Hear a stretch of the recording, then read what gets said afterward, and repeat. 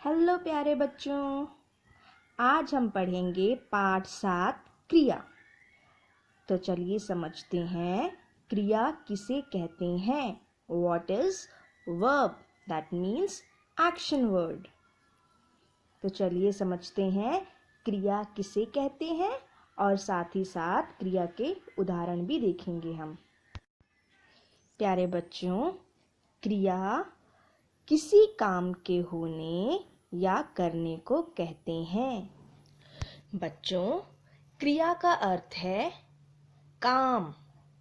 काम या तो होता है या तो किया जाता है, और हम सब तो बहुत से काम करते हैं। इस तरह हम बोल सकते हैं कि काम बताने वाले शब्द ही क्रिया कहलाते हैं। बच्चों, क्रिया में कुछ काम खुद किए जाते हैं या कुछ काम अपने आप ही हो जाते हैं। तो चलिए हम उदाहरण सहित इसे समझते हैं।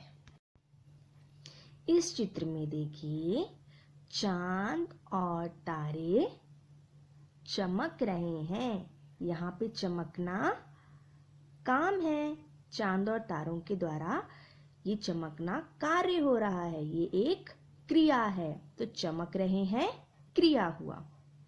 अब इस चित्र में देखिए, माँ खाना पका रही है। माँ तो संज्ञा है, पर उनके द्वारा क्या कार्य हो रहा है?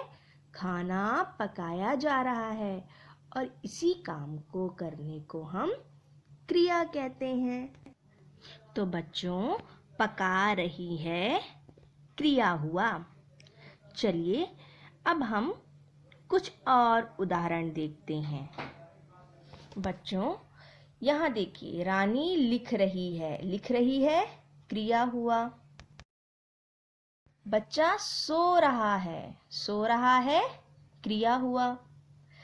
अदिति बर्गर खा रही है। खा रही है क्रिया हुआ यहाँ पे। मछली तैर रही है। तैर रही है क्रिया।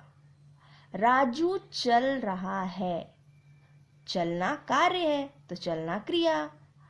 मोहन हंस रहा है।